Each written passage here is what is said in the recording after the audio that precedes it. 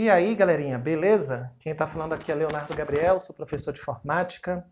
E aqui, pessoal, nós vamos corrigir duas provas da Polícia Federal aplicadas pelo CESP. A gente vai corrigir agora a prova de 2009 e daqui a pouquinho a prova de 2014.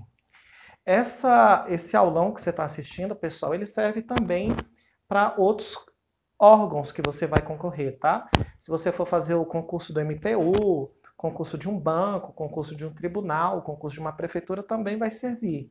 Aqui a gente está corrigindo questões do CESP, mas também serve para outras bancas, como é FCC, ESAF, FGV e por aí vai. Tá bom? Então, sem mais delongas, vamos lá começar. Bom, pessoal, a primeira questão aqui da prova de 2009 da Polícia Federal, questão de número 36, pergunta o seguinte: as intranets, por serem redes com acesso restrito aos usuários de empresa, não utilizam os mesmos protocolos de comunicação usados na internet, como TCP/IP?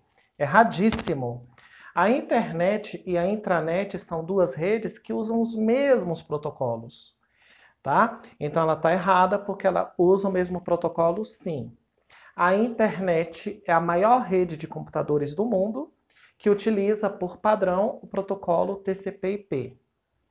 E a intranet é uma versão pequenininha da internet que também utiliza o protocolo TCP/IP, onde a intranet é uma rede privada de uso exclusivo dos funcionários de uma empresa. Então, o funcionário recebe lá uma matrícula e uma senha, e ele vai ter acesso à intranet da empresa que ele trabalha, colocando a matrícula e a senha, onde essa intranet usa a mesma tecnologia da internet. E se eu estou falando que usa a mesma tecnologia, usa os mesmos protocolos também, tá bom? Então, como elas usam os mesmos protocolos, a questão 36 está errada. Vamos lá para a próxima questão 37. Um cookie é um arquivo passível de ser armazenado no computador do usuário, que pode conter informações utilizáveis por um website quando esse for acessado pelo usuário. O usuário deve ser cuidadoso ao aceitar um cookie, já que os navegadores da web não oferecem opções para excluí-lo.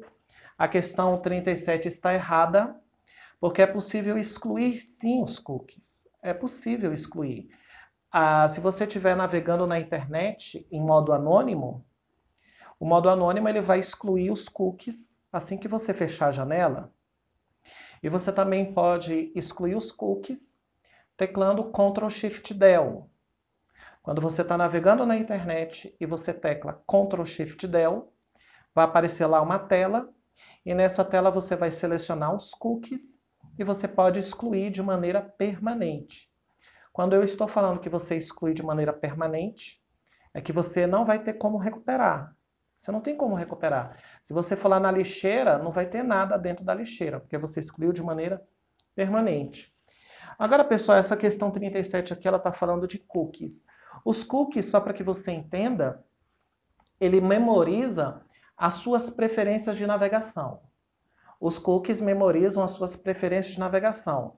Por exemplo, quando eu estou navegando na internet, num site como Mercado Livre, por exemplo, eu estou lá comprando DVD de vários artistas, né? DVD lá do Guns N' Roses, DVD do Metallica, DVD do Queen, DVD do Pink Floyd, enfim, os artistas que eu gosto. E isso fica memorizado no meu computador. E quando eu abro o meu Facebook, o que aparece lá no Facebook? Propaganda de DVD. E quando eu abro o meu e-mail, o que aparece no meu e-mail? Propaganda de DVD. E quando eu abro o meu Instagram, o que aparece lá no Instagram? Propaganda de DVD. Por quê?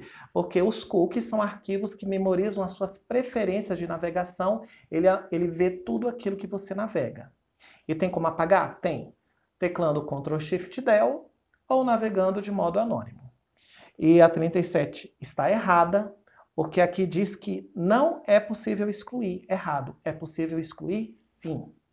Bom, galerinha, para responder a questão 38 e a 39, a gente tem que ler o comando acima, né? Onde no comando acima tem aí uma tela e diz o seguinte: a figura acima mostra uma parte superior de uma janela do Internet Explorer 7 em execução em um computador com sistema operacional Windows Vista, em que a página da web www.google.com.br está sendo acessada. Com relação a essa janela, ao Internet Explorer 7 e aos conceitos de internet, julgue os itens que se seguem. Aí vem lá a questão 38. Ao se clicar o botão casinha, a página que estiver sendo exibida no navegador passará a ser a página inicial do Internet Explorer 7, sempre que esse navegador for aberto. Bom, pessoal, essa questão está errada, porque quando a gente clica nessa casinha, ele mostra a sua página inicial. Ele mostra a sua página inicial. Se a sua página inicial for o Facebook, você clica na casinha e vai aparecer o Facebook. Se a sua página inicial for o seu e-mail do Gmail, quando você clica nessa casinha, vai aparecer o Gmail. Tá? Aqui na questão 38 está errada porque diz o seguinte, vamos ler a 38 aqui com atenção. Ao se clicar o botão casinha, a página que estiver sendo exibida no navegador passará a ser a página inicial do Internet Explorer? Errado. Errado. Se eu estiver vendo, por exemplo, se eu estiver vendo as minhas videoaulas, quando eu clico aí nessa casinha, elas não se tornam a página inicial não, tá? Se você estiver vendo minha videoaula e clicar nessa casinha, a minha videoaula não se torna a página inicial. Tá? Esse que é o erro da questão. É dizer que a página que está aberta vai se tornar a página inicial? Errado. Errado. Nada a ver. Quando você clica nessa casinha, quando você clica nessa casinha, o que aparece é a página inicial do seu navegador. Quando você clica nessa casinha, aparece a página inicial do seu navegador. E, pessoal, tem um atalho que eu quero passar para vocês aqui, atalho de teclado. Anota aí, letra bonita, viu? Letra bonita, letra caprichada. Alt Home. Quando você está navegando na internet e você tecla Alt Home, aparece a página inicial, tá? Então, coloca aí, Alt Home, carrega a página inicial. De novo, Alt Home, carrega a página inicial. É a mesma coisa que clicar na casinha. É a mesma coisa que clicar na casinha. Teclar Alt Home, mostra a página inicial. Clicar na casinha também mostra a página inicial. Ok? Ok. Bom, 38 errada. Agora vamos aqui para o próximo exercício, questão de número 39. O Google é um instrumento de busca que pode auxiliar a execução de diversas atividades, como, por exemplo, pesquisas escolares. Certíssimo, né? Uma questão muito simples que pergunta para que serve o site Google. O Google serve para fazer pesquisas, né? Ajuda a fazer pesquisa escolar. Fácil demais a 39. Bom, galerinha, vamos lá para o próximo exercício, questão de número 40, onde pergunta o seguinte. ROM é um tipo de memória não volátil, tal que os dados nela armazenados não são apagados quando há falha de energia ou quando a energia do computador é desligada? Correto, galerinha? Correto. Marque aí correto na questão 40. Pessoal, o nosso computador tem uma porrada de memórias. Deve ter umas 20 memórias aí. E uma das memórias da nossa máquina é a memória ROM. E para que serve a memória ROM? Para iniciar a nossa máquina. Para iniciar a nossa máquina. Quando a gente pega o nosso notebook, levanta a tampa dele e aperta o botão de ligar, a ROM dá a partida na máquina. O que me faz lembrar um carro velho do meu avô. Que o carro velho do meu avô, quando ele dava partida nele, quando ele iniciava o carro fazia assim, rom, rom, rom. Aí esse mnemônico, né, eu lembrei, ROM inicia. Tá bom? Tá bom. E a memória ROM, pessoal, nós, usuários, não temos acesso ao conteúdo dela. Nós, usuários, não temos acesso ao conteúdo, a gente não pode salvar documento do Word nela, a gente não pode salvar planilha do Excel, a gente não pode salvar foto, a gente não pode salvar música, a gente não pode apagar, tá? Por quê? Porque a memória ROM, ela foi gravada pelo fabricante do nosso computador. De novo, a memória ROM foi gravada pelo fabricante da sua máquina. Sua máquina é da Samsung? A Samsung foi lá e gravou a memória ROM. O seu computador é da Positivo, a Positivo foi lá e gravou a memória ROM. Então a memória ROM é gravada pelo fabricante, ok? Ok. E essa memória ROM aqui, quando a gente desliga o computador, quando a gente corta a energia, o conteúdo dela não se perde, tá? O conteúdo dela não se perde. É por isso que ele diz aqui que é não volátil. O que significa uma memória não volátil? Não volátil, quando você desliga o computador e você corta a energia, o conteúdo continua salvo. De novo, memória não volátil, quando você desliga a máquina, que você corta a energia, o conteúdo continua salvo. Assim como o pendrive, assim como o cartão de memória, que são não voláteis. Não volátil, desligou o computador, cortou a memória, o conteúdo continua salvo. E a memória ROM aqui na questão 40 é tudo isso, né? Ela é não volátil, ela não é apagada quando você corta energia, tá bom? Então tá bom. Questão 40, certa. Bom, pessoal, agora vamos aqui para a questão de número 41. 41 pergunta o seguinte: existem dispositivos do tipo pendrive que possuem capacidade de armazenamento de dados superior a 1 bilhão de bytes. E esses dispositivos podem comunicar-se com o computador por meio de porta USB. 41, pessoal, correto. Quando ele fala que o pendrive tem capacidade superior a 1 bilhão de bytes, a gente tem que entender que 1 bilhão de bytes corresponde aproximadamente a 1 gigabyte, tá? 1 bilhão de bytes corresponde aproximadamente 1 gigabyte. E é verdade, né? Tanto em 2009 quanto nos dias atuais, a gente tem aí pendrives com capacidade muito superior, de 1 GB, 2 GB, 3, 4 GB, 8 GB, 16 GB, 32 GB. E giga significa o quê? Bilhão. E esses pendrives a gente coloca no nosso computador aonde? A gente coloca no nosso computador lá nas portinhas USB. Então, o pendrive vai na porta USB. Então, a 41, bastante simples, está correta. Bom, galerinha, vamos lá para a próxima questão. Para a gente responder a próxima questão, a gente tem essa figura aí, pessoal, essa figura que mostra aí a área de trabalho do Windows XP. E aí diz assim, abaixo da figura: considerando a figura acima, que mostra o canto inferior esquerdo do desktop do Windows XP, julgue os seguintes itens. Quando fala desktop, pessoal, ele está se referindo à área de trabalho, tá? Então, desktop, área de trabalho. Aí pergunta aí a questão de número 42. Ao se clicar com o botão direito do mouse, o ícone lixeira, é exibida uma lista de opções, entre elas a que permite iniciar a ação para esvaziar a lixeira do Windows. A 42, pessoal, está correta. Marca aí correta.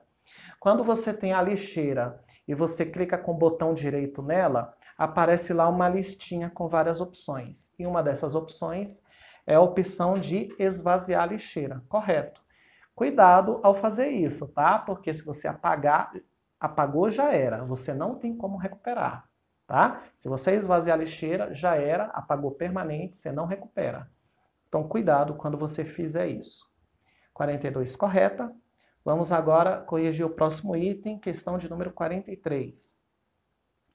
Ao se clicar uma vez sobre o ícone rascunho, a respectiva pasta será aberta e os ícones associados aos arquivos nela contidos poderão ser visualizados? Pessoal, a 43 está errada. Erradíssima. Quando nós clicamos uma vez em qualquer coisa, nós selecionamos o item.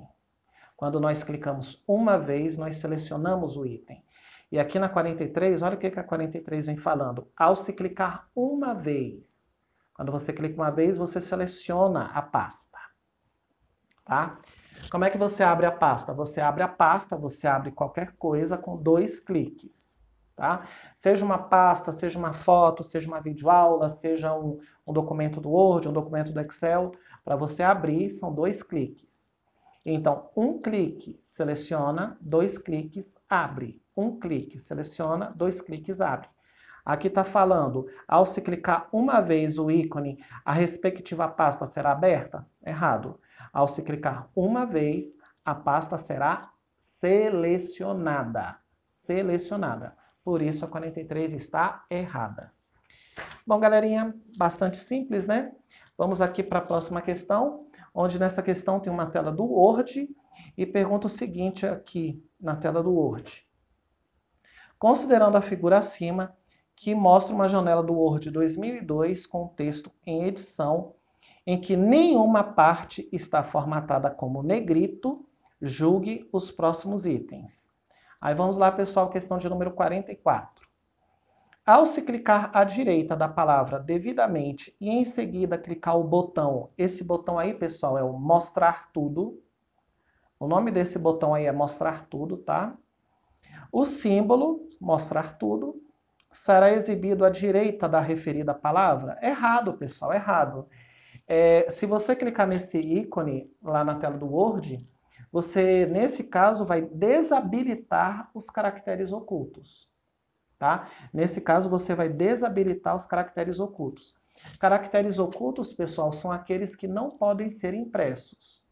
Tá? São aqueles que não podem ser impressos. Você observa que nessa figura ele aparece 3 vezes. Aliás, ele aparece 4 vezes. Ele aparece quando você tecla Enter. Cada vez que você, lá no seu teclado, aperta o Enter, ele vai aparecer. Que é para você ter um controle de quantos Enters você deu. É para você ter um controle de quantos espaços você deu. Observa que entre cada palavra tem um pontinho. Esse pontinho é um espaço que você deu. Se você não quiser ele na sua tela, é só você clicar nele outra vez. Tá? É só você clicar nele outra vez. Então, quando você clica nele, ele mostra o texto oculto. E se você clicar nele de novo, ele desabilita o texto oculto. De novo, clicou nele, ele mostra o texto oculto. Clicou nele de novo, ele desabilita o texto oculto. Ok? Ok. Então a 44 está errada, porque não tem nada disso aí, tá? A 44 não tem nada disso aí. O correto é dizer que ele desabilita o texto oculto. Tudo bem? Tudo bem. 44 errada. Bom, galerinha, vamos lá para a próxima questão, 45. Ao se aplicar um clique duplo em um local da barra de título que não contenha botão ou ícone, a janela mostrada será maximizada. Bom, pessoal, a barra de título é sempre a primeira barra da tela. É sempre a primeira barra da tela. E a primeira barra da tela, eu vejo aí, documento 1, Microsoft Word, tá? Essa barra que tem documento 1, Microsoft Word, é a primeira barra é sempre a barra de título. E quando a gente clica 2 vezes nela, nesse caso aqui ela vai maximizar. Por que ela vai maximizar? Porque aí tem esse botãozinho, tem um botãozinho aí, né? Aí no canto direito tem 3 botões, né? Tem 3 botões. Tem o minimizar, tem o do meio, que é o maximizar. O do meio é o maximizar para ficar a tela toda, tá? Maximizar, ficar a tela toda. E o último, fechar. Quando você clica 2 vezes na barra de título, ele executa o botão do meio. Ele executa o botão do meio. Aqui o botão do meio é o maximizar. Clicar 2 vezes na barra de título, maximiza. De novo, clicar 2 vezes na barra de título, vai maximizar. Agora, se a janela está grandona, e aparecer assim,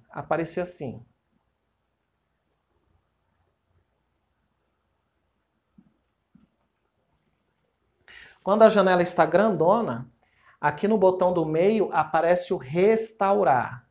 E o que o restaurar faz? Diminui a tela. O que o restaurar faz? Diminui a tela. E quando você clica 2 vezes na barra de título, ele restaura. Tá? Quando você clica 2 vezes na barra de título, se a janela estiver grande e tiver esse botão, quando você clica 2 vezes nele, na barra de título, ele restaura. Resumindo, um clique duplo no meio, faz o botão do meio. Um clique duplo no meio, faz o botão do meio. Um clique duplo no meio, faz o botão do meio ao correio. Né? Então, pessoal, quando você clica duas vezes no meio da barra de título, ele faz o botão que está no meio. Qual é o botão que está aí no meio? Maximizar. Clica duas vezes, vai maximizar, tá? Nesse caso, maximiza, porque o botão que está aparecendo aí maximiza, tá? É melhor você fazer na prática, tá, queridos? É melhor você fazer na prática. Aí na tela do seu computador, clica duas vezes na barra de título, vai maximizar. Aí depois ele vai mudar de forma, Aí ele vai ficar como? Restaurar. Clica duas vezes na barra de título, vai restaurar. Aí vai ficar pequenininha. Quando tiver pequenininha, vai aparecer esse botão. Clica duas vezes na barra de título, vai maximizar. Aí maximizar, a tela vai ficar grande. Aí o botão muda para esse aqui, para o restaurar. Clica duas vezes na barra de título, ele vai restaurar, ele vai diminuir o tamanho da tela. Tem que fazer na prática, tá? Tem que fazer na prática. Aí se liga na musiquinha, um clique duplo no meio, faz o botão do meio. Um clique duplo no meio, faz o botão do meio ao correio. Né? Aqui está dizendo que a janela será maximizada, correto, né? Correto. Clicar duas vezes vai maximizar, questão 45, correta. Vamos lá, pessoal, questão de número 46. O conteúdo da primeira linha do texto mostrado será centralizado após realizar a seguinte sequência de ações: selecionar a referida linha, pressionar e manter pressionada a tecla Ctrl, acionar a tecla C, pressionando-a e liberando a tecla Ctrl. Liberar a tecla Ctrl. 46, pessoal, errada. Errada. Porque esse comando aí da 46 é o Ctrl C. O Ctrl C ele não centraliza. Ctrl C a gente está careca de saber que faz o quê? Copia o texto, né? Ctrl C copia o texto. Ctrl C não centraliza. Ctrl C não centraliza. Qual é o atalho para centralizar, amigos? Qual é o atalho para centralizar a palavra no meio da página? Qual é? Ctrl E, tá? Ctrl E. Quando você tecla Ctrl E, aqui ó, Ctrl E, você centraliza a palavra no meio da página, tá bom? Se dissesse Ctrl E, estaria correto. Estaria correto. Aqui ele falou Ctrl C, né? Nada a ver. Ctrl C copia. Nada a ver com centralizar. 46, errada. Bom, galerinha, vamos lá? Tem agora aí uma tela do Excel, né? E essa tela do Excel, pessoal, ela foi uma fonte de vários problemas nessa tela do Excel. Porque algumas provas, ela ficou mal impressa. E você não conseguia ver a linha dividindo a coluna A da coluna B, a coluna B da coluna C, a coluna C da coluna D, ficou meio que apagada essas linhas aí, tá? Aí no PDF que vocês estão vendo, ela tá maravilhosa. Se você imprimiu essa lista que eu passei, se a tua impressora for boa, tiver com muita tinta, vai aparecer as linhas. Só que algumas provas foram impressas em baixa qualidade e aí não deu para ver a linha. E aí, pessoal, a 47 ficou anulada. A 47 ficou anulada porque os candidatos não conseguiram avaliar a 47 corretamente, porque não dá para saber se há uma linha dividindo, tá? Do jeito que eu passei aqui, dá para jogar 47 na boa. Tá? Dá para jogar 47 na boa. Só que como alguns candidatos tiveram a sua prova muito mal impressa, o CESP decidiu anular a questão 47. Tá? Então vamos analisar aqui a 47, que diz o seguinte. Para se calcular o preço total das 8 cadeiras a serem adquiridas, é suficiente clicar a célula D3, digitar igual B3 asterisco C3, em seguida teclar Enter. Se a tua prova foi bem impressa, é correto, tá? Correto. O gabarito da 47 está correto. Tá? Se for bem impressa, está correto. Porque dá para ver aí, né, corretamente, que para você calcular o preço das 8 cadeiras. Você tem aí no item cadeira, na célula B3, coluna B, linha 3, você tem R$100, o preço de cada unidade, ou seja, o preço de uma cadeira. E na célula C3, coluna C, linha 3, você tem o número 8, que é a quantidade total de cadeiras. E aí você teria que multiplicar, né? Para você multiplicar no Excel, você utiliza o asterisco. Aí a fórmula igual B3 asterisco C3 vai multiplicar B3 vezes C3, onde B3 é o número 100, C3 é o número 8, aí ele multiplica 100 vezes 8, dá 800. Numa prova que foi bem impressa, essa questão está certa. Como algumas pessoas, a prova não foi impressa legal, o CESP anulou a questão. Mas a 47 está certa, tá? Tá certa. Tá? Muito bem. E a 48? A 48, pessoal, para se inserir uma nova linha entre as linhas 1 e 2, movendo os conteúdos das linhas 1, 2, das linhas 2 e 3 para baixo, é suficiente clicar no cabeçalho da linha 2 e em seguida clicar o botão. Esse botão aí, pessoal, é o mesclar e centralizar. Tá? Mesclar e centralizar. Bom, pessoal, a 48 está erradíssima, né? Porque o botão mesclar e centralizar, ele não insere uma nova linha. Ele não insere uma nova linha. Para você inserir uma linha, você tem que fazer o quê, querido? Clicar lá em cima em inserir e clicar em linhas. Tá? De novo, para você colocar uma nova linha no Excel, você clica no menu inserir e clica em linha. Tá? O botão mesclar e centralizar, ele não insere nova linha. Por isso, a 48 está errada. Agora vamos lá, pessoal, para a questão de número 49. A sigla FTP designa um protocolo que pode ser usado para a transferência de arquivos de dados na internet? Correto, correto. Aí lembra da musiquinha que eu ensino para vocês. Como é que é a musiquinha? E o FTP transfere arquivo para você. E o FTP transfere arquivo para você. E o FTP transfere arquivo para você. E isso que ele fala de transferir arquivo, pessoal, duas coisas que a gente faz todo dia na internet. Baixar e enviar. Baixar e enviar. Quando nós baixamos um arquivo, nós estamos fazendo o download. Quando nós baixamos um arquivo da internet para a nossa máquina, nós estamos fazendo o download. E o contrário, quando a gente envia da nossa máquina para a internet, nós estamos fazendo o upload. Upload é quando você envia um arquivo do teu computador para a internet. E quem é que faz download e upload? É o protocolo FTP. O protocolo FTP, ele faz download e upload. Download quando baixa, upload quando envia. E isso é chamado de transferência de arquivo. Então a 49 está correta quando fala que o FTP faz transferência de arquivo. E o FTP transfere arquivo para você.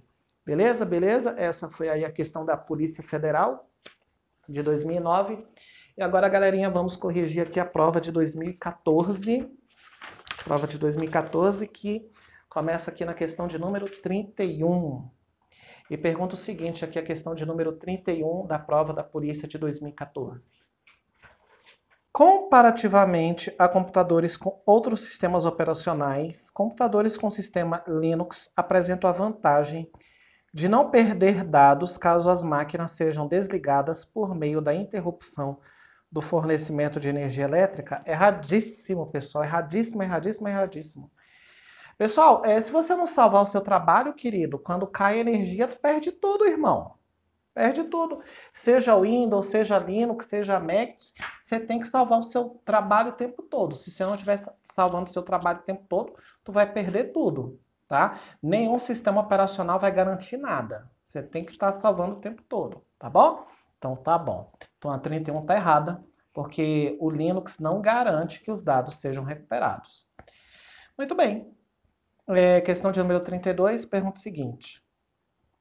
No Word 2013, a partir de opção disponível no menu Inserir, é possível inserir em um documento uma imagem localizada no próprio computador ou em outros computadores, a que o usuário esteja conectado, seja em uma rede local ou seja na web. Correto, né, galerinha?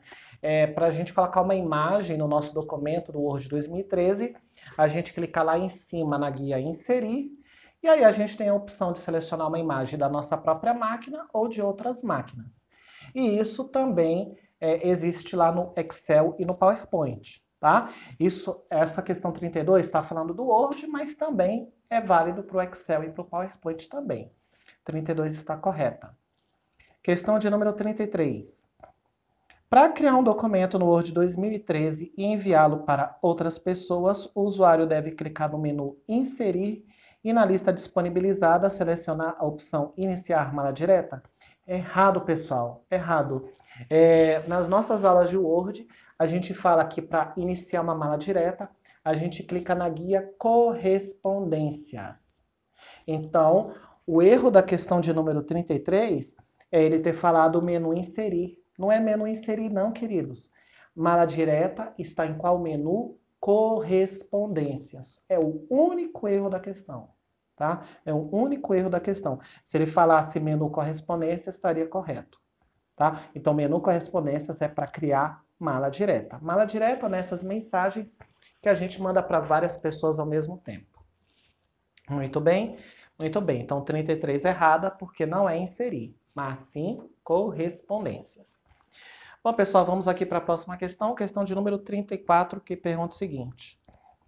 No Word 2013, ao se selecionar uma palavra e clicar sobre ela com o botão direito do mouse e na lista disponibilizada selecionar a opção Definir, será mostrado, desde que esteja satisfeita todas as configurações exigidas, um dicionário contendo os significados da palavra selecionada. Correto, né, galerinha?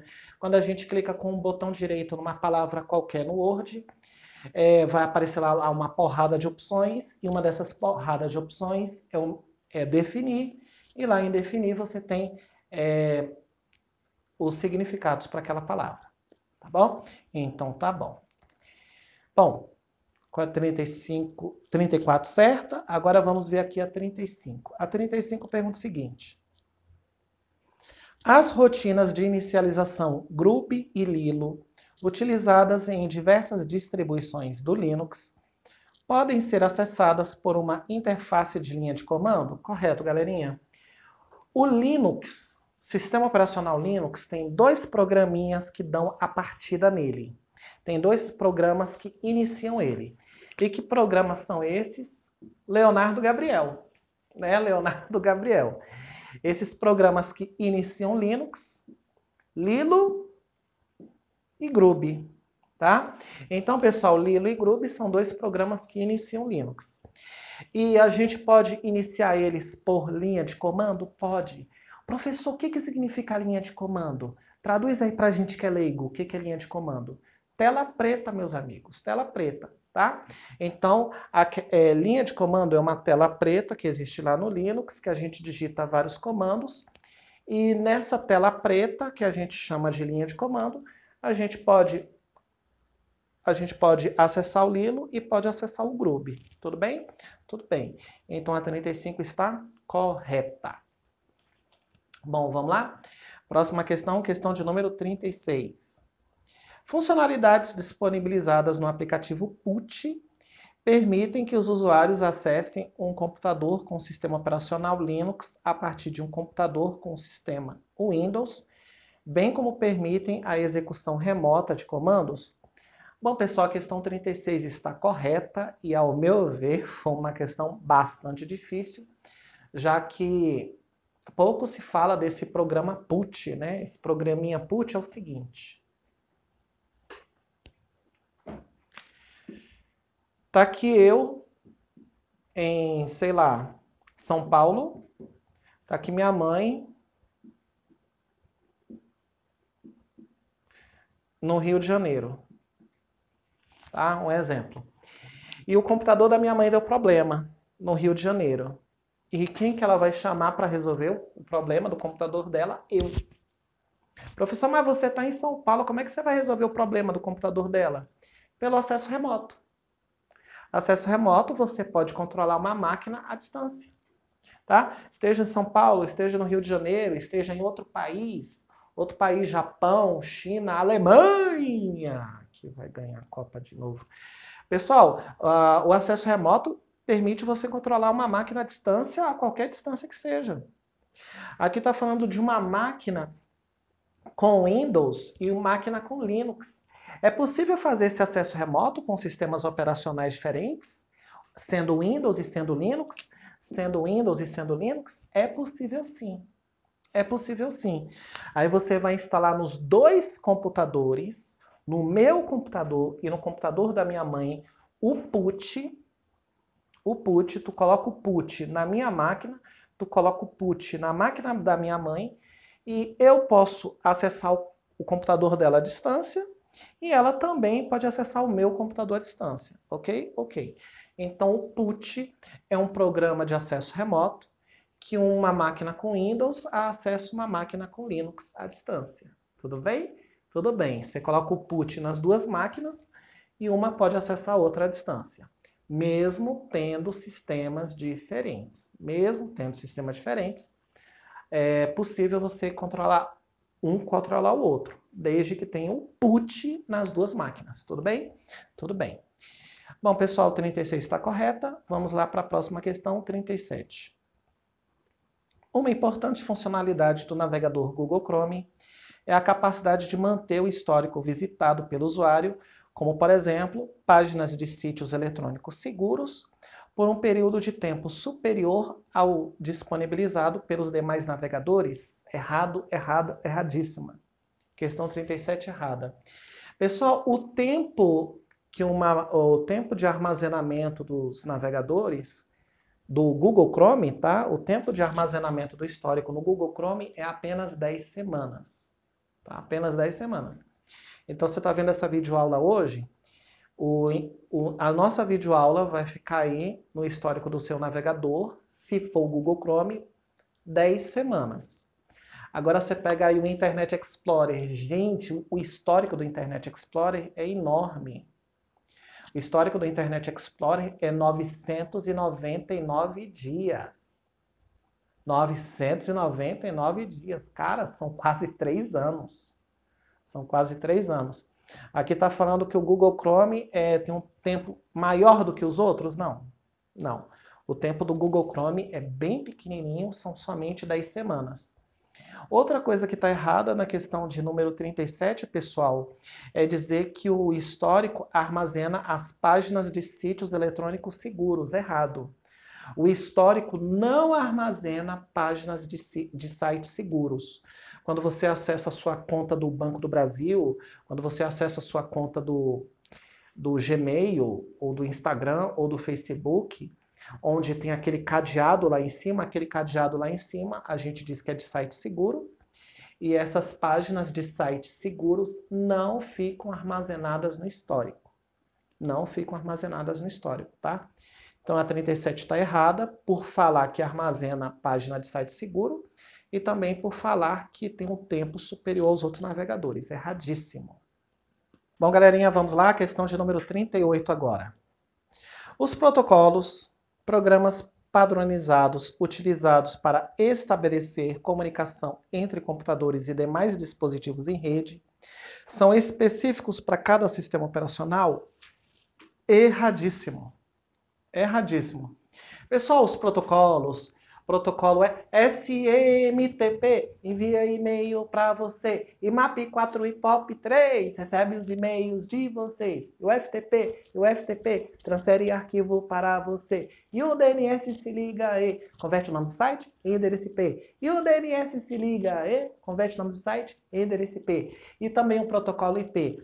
O seu IPzinho, 4 numerozinhos,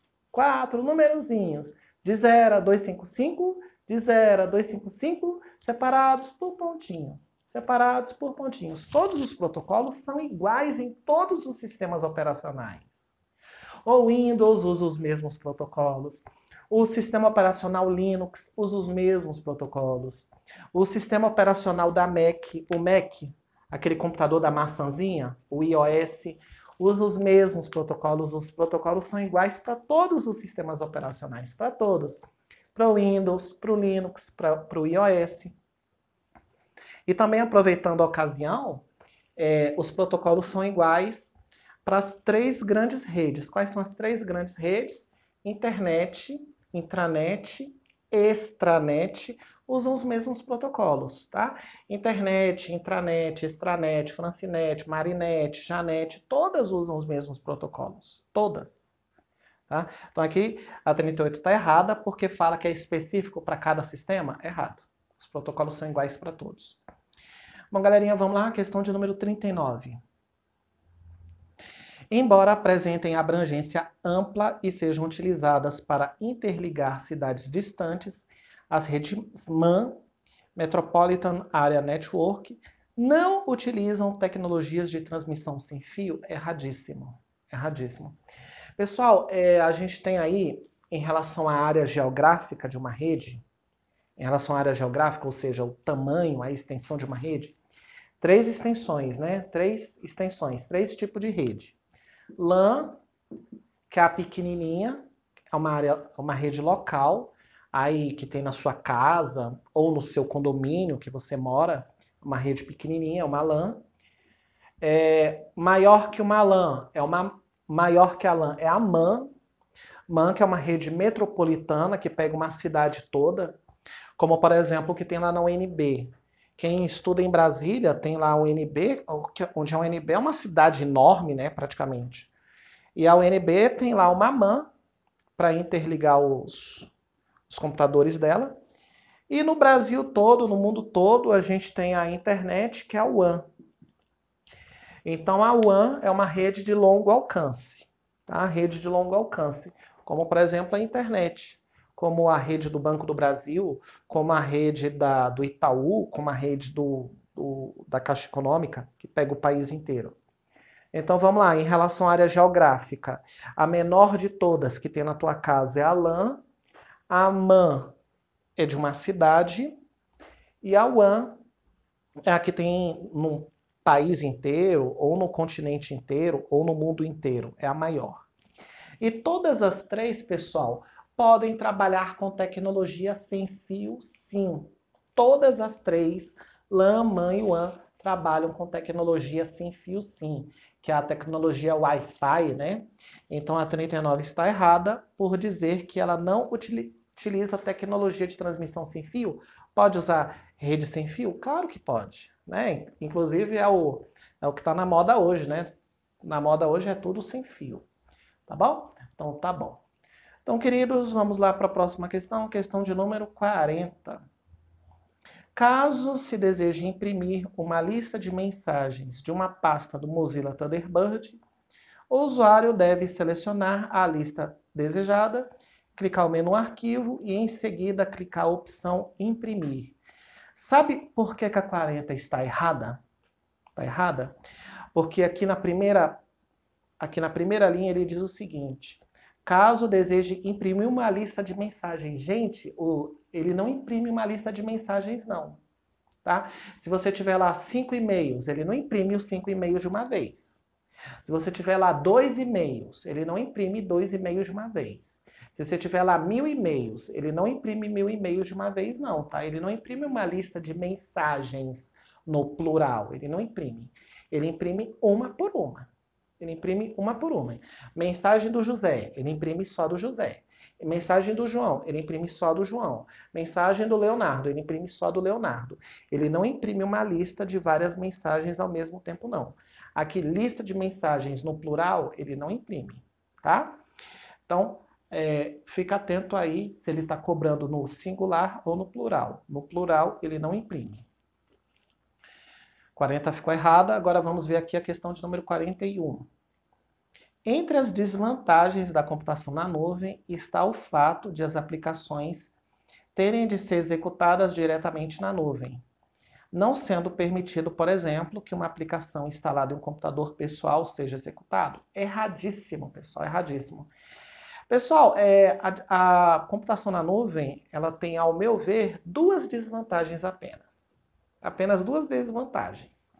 A desvantagem é que a velocidade para se abrir um documento na nuvem é um pouco menor do que abrir no seu próprio computador.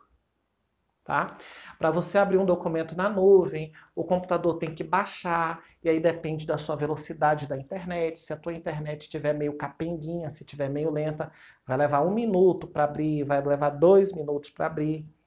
Ao passo que se esse documento estiver no teu computador, tu abre muito mais rápido. Então, desvantagem da computação na nuvem é que a velocidade de acesso aos dados é um pouco menor. E outra desvantagem da computação na nuvem é que você fica dependente da internet. Você fica dependente da internet. Querido, se tu tá na chácara do teu avô e o teu avô não tem internet, sinto muito, tu não vai ter acesso à nuvem, tá? Então, só por isso aí eu sei que a 41 tá errada.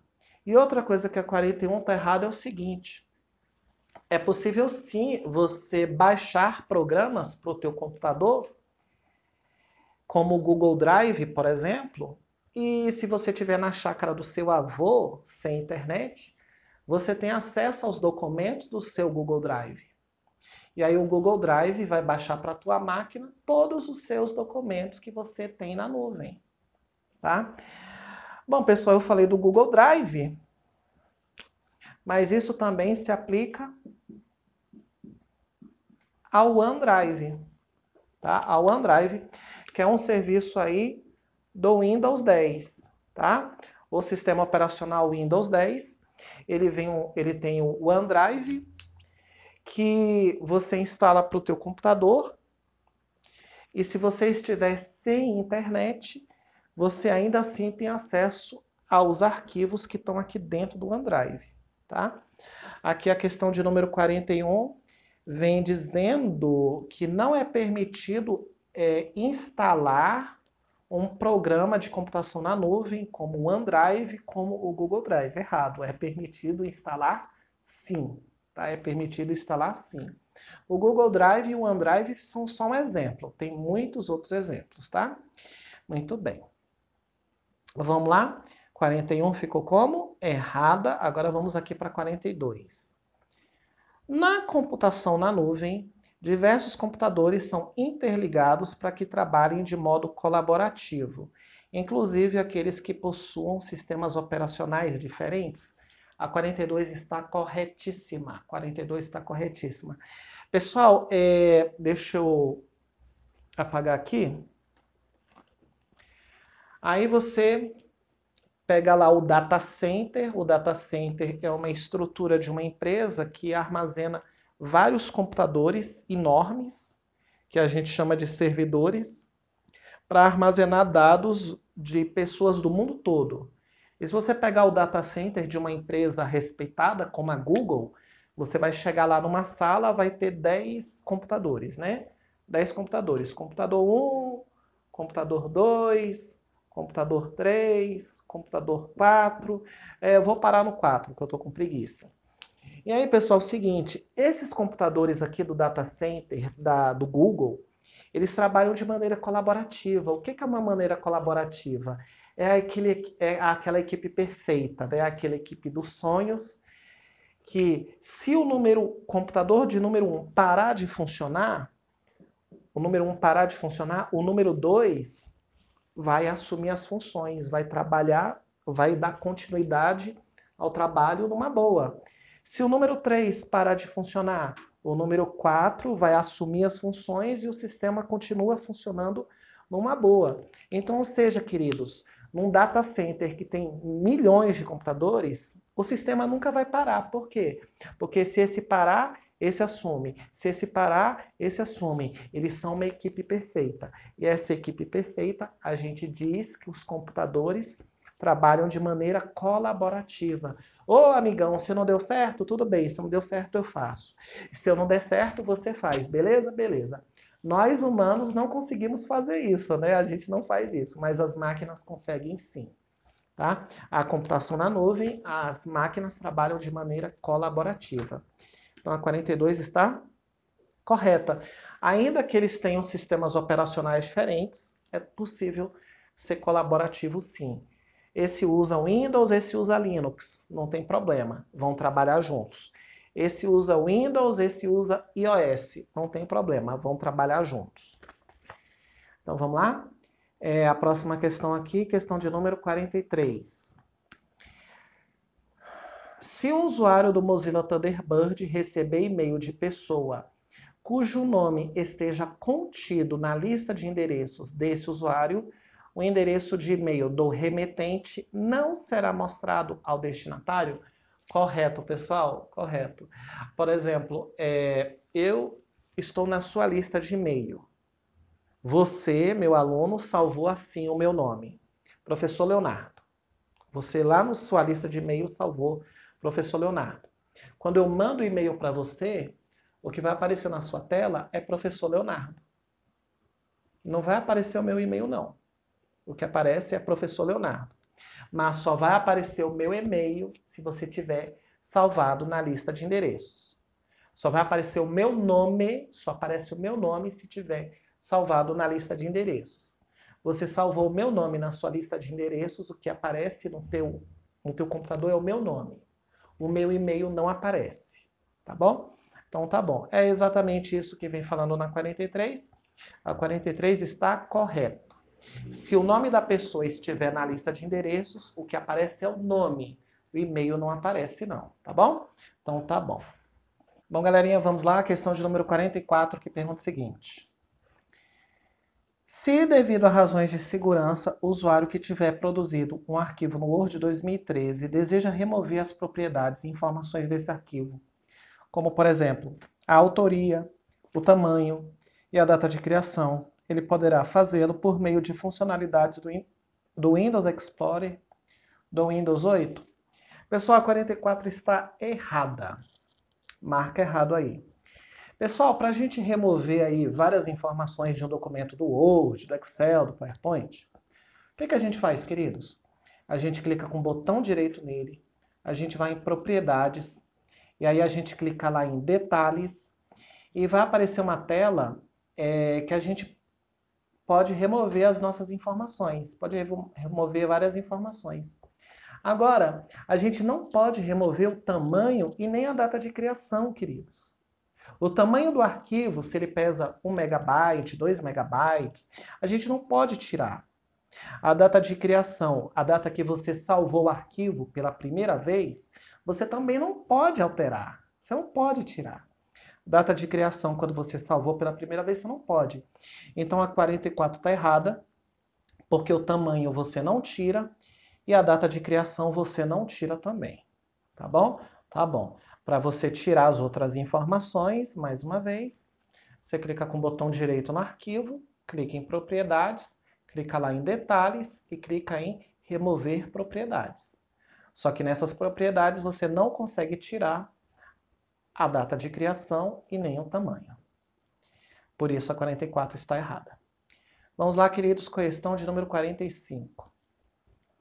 No Windows 8, ao se clicar com o botão direito do mouse sobre um arquivo do PowerPoint e em seguida selecionar a opção Mostrar, o referido arquivo será aberto para uma visualização rápida. E se após esse procedimento qualquer tecla for pressionada, o arquivo será fechado? Errado, errado, errado. Pessoal, quando você clica com o botão direito em um documento do PowerPoint e clica em Mostrar, ele abre no modo Apresentação. Ele abre no modo Apresentação, é aquele que fica a tela cheia. É aquele que fica a tela cheia. Aqui ele está falando em visualização rápida. Errado. O erro da 45 é falar em visualização rápida. Não é visualização rápida não, queridos. Quando você clica em Mostrar, você está abrindo no modo Apresentação. Apresentação é quando aparece em tela cheia, tá? Aqui ele falou visualização rápida. Errado. Errado. Não é visualização rápida. É o quê? Apresentação. É quando aparece em tela cheia, tá? Então, nada a ver com visualização rápida aqui. Eu não sei de onde foi que ele tirou esse nome.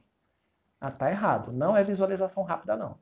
Quando você clica com o botão direito no documento do PowerPoint e clica em mostrar, que ele aparece em tela inteira, é o modo de apresentação.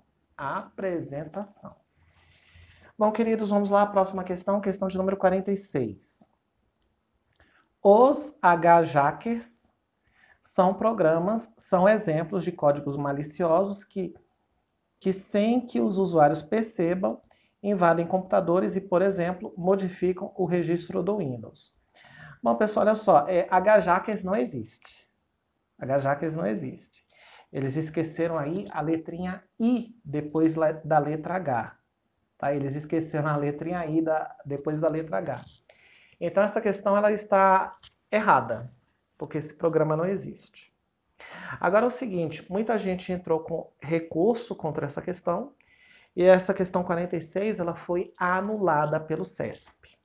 Tá? No gabarito oficial do CESP, a 46 está anulada. Algumas pessoas entraram com recurso, ela foi anulada. Agora, ela foi anulada, não sei porquê, mas a 46 está falando de um programa que não existe. O que existe na verdade é com a letra I, hijacker. Hijacker. O que existe é hijacker. E aí eles esqueceram a letra I, né?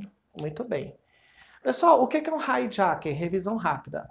Hijacker é um sequestrador de navegador. Hijacker é um sequestrador de navegador. Por exemplo, eu quero que você, ao abrir o seu navegador, apareça as minhas videoaulas como sua página inicial. E eu vou travar isso. Você não pode alterar a página inicial. Então, eu, Leonardo, vou criar um hijacker, vou mandar para a tua máquina, e a tua máquina, o teu navegador, vai ficar com a página inicial das minhas videoaulas, e você não vai poder alterar, tá? Que é para você estar sempre vendo a minha videoaula. E quem altera a página inicial do navegador, quem sequestra o navegador, é quem? O hijacker. É lógico que eu falei apenas como exemplo, tá, gente? Pelo amor de Deus, não pense que eu vou fazer isso, não. Claro que eu não vou fazer isso. Ah, foi só um exemplo mesmo. Então, hijacker é um sequestrador de navegador que modifica a página inicial e você, usuário, não pode alterar a página depois. Tá bom? Então, tá bom. A 46 foi anulada, mas aí a 46, do jeito que está escrito, HJacker está errado, tá? HJacker está errado, porque tiraram aí a letra I. Vamos lá, galerinha, questão de número 47. Embora os firewalls sejam equipamentos ou softwares utilizados no controle das conexões de uma rede, eles não protegem computadores contra ataques internos. Certíssimo. Certíssimo. O firewall, pessoal, ele é inútil contra ataque interno. De novo, um firewall é inútil contra o ataque interno. Eu gostaria que você pensasse no firewall como um porteiro que tem no condomínio que você mora, né? O firewall ele é útil contra acessos externos. Se lá na prova perguntar, o firewall protege contra acessos externos, contra invasores externos, correto. Correto. Um cara que está tentando invadir o seu computador lá da Alemanha, ou lá da China, ou lá do Japão, ou lá da Itália, e ele quer externamente, ele quer invadir o teu computador, o firewall vai impedir. Tá? É como se fosse o porteiro falando assim para o cara, tu não mora aqui, tu não pode entrar. Tu não mora aqui, tu não pode entrar. Essa é a função do firewall, é servir de porteiro. Agora, meu irmão, invasor interno, ataque interno, o firewall é inútil. O firewall é inútil. Por exemplo, se estiver rolando uma briga dentro de casa, né? Briga de pai, de filho, de mãe. Você acha que o porteiro vai se meter? Ele não vai se meter, não. O porteiro não se mete em assunto interno. A mesma coisa o firewall. O firewall é inútil contra ataques internos. O que acontece dentro do computador, o firewall é inútil. Ele é útil contra acesso externo. Contra acesso externo, ele é útil. Agora, interno, que está dentro, não é útil não, tá? Então, a 47 está certa, porque eles não protegem contra ataque interno. Pensa no porteiro. Pensa no porteiro do teu condomínio. Tu tá brigando com teu pai, com tua mãe, tua esposa, teu marido. Você acha que o porteiro vai se meter? Não vai não. Vai não. Firewall, a mesma coisa. E a nossa última questão de hoje, pessoal, questão de número 48, pergunta o seguinte. Computadores infectados por botnets podem ser controlados remotamente, bem como podem atacar outros computadores sem que os usuários percebam. Pessoal, a 48 está correta, mas antes eu tenho que dar uma explicação um pouco mais completa. Bom, vamos lá? Bot. Bot não é vírus. Bot não é vírus, mas é um programa malicioso. É um programa malicioso, é um malware, tá? Onde ele se comunica com o invasor. Então, o invasor, um cara que está lá na China, nos Estados Unidos, no Japão, e está invadindo a minha máquina, ele está se comunicando com o bot. Então, se lá na prova perguntar o que um bot faz, o bot é capaz de se comunicar com o invasor. Ok? Ok. E o computador invadido, o seu computador invadido por um bot, é chamado de zumbi. Então, o que é um computador zumbi? É um computador que foi invadido por um bot. Então, o teu computador vai ficar assim, né?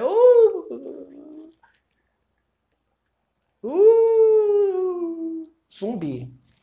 Então, o computador zumbi, pessoal, é um computador que foi invadido por um bot e que está sendo controlado por um bot.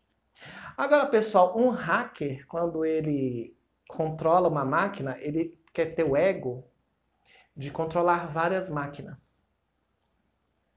Um hacker, ele não quer controlar uma só, não. Ele quer controlar 10 máquinas, 100 máquinas, milhares de máquinas. E essa rede de máquinas infectadas, essa rede de zumbis, nós chamamos de botnet. E o que é uma botnet? É uma rede de zumbis. É uma rede de zumbis. A tua casa tem 4 computadores e esses 4 computadores têm um bot dentro deles. O teu computador agora virou um zumbi. E uma botnet é uma rede de zumbis, tá? Onde esses computadores são controlados por outra pessoa do outro lado do mundo que você não conhece e você não sabe que está sendo controlado. Você não sabe que está sendo controlado. É tudo de maneira muito discreta. Você está lá navegando na internet, está vendo essa videoaula, está vendo seu Facebook, e ocorre tudo de maneira muito discreta. Você não faz a mínima ideia que teu computador está sendo hackeado, está sendo controlado à distância. Tu não faz a menor ideia que o teu computador é um zumbizão, não. É tudo feito de maneira muito oculta, muito discreta, tá? Eu vou ler novamente a questão 48, que pergunta o seguinte: computadores infectados por botnets podem ser controlados remotamente. Quando diz controlado remotamente, é controlado à distância, tá? Controlado à distância por alguém na Alemanha, na China, no Japão, nos Estados Unidos. Bem como pode atacar outros computadores sem que os usuários percebam. Verdade. Você não nota nada, porque é tudo feito de maneira muito oculta. Tudo é feito de maneira muito discreta. Um hacker não deixa rastros, tá? Então, novamente, bot é um programa que controla o seu computador e o hacker está se comunicando com ele. E um computador controlado por um hacker, um computador invadido por um bot, é chamado de computador zumbi. Só que um hacker invade uma máquina, tu acha que hacker vai invadir uma máquina? Não, gente, ele vai controlar várias máquinas. E essas várias máquinas formam uma rede. E qual é o nome dessa rede de zumbis? Essa rede de zumbis é a botnet. E tudo isso acontece sem que você perceba. Por isso a 48 está correta. Bom, pessoal, espero aí que vocês tenham gostado da correção aí das provas da Polícia Federal de 2009 e 2014. Fique com Deus, um grande abraço para vocês, sucesso e sempre deem o melhor de si na busca pelo cargo público. Um grande abraço, fique com Deus e até o nosso próximo vídeo. Fui!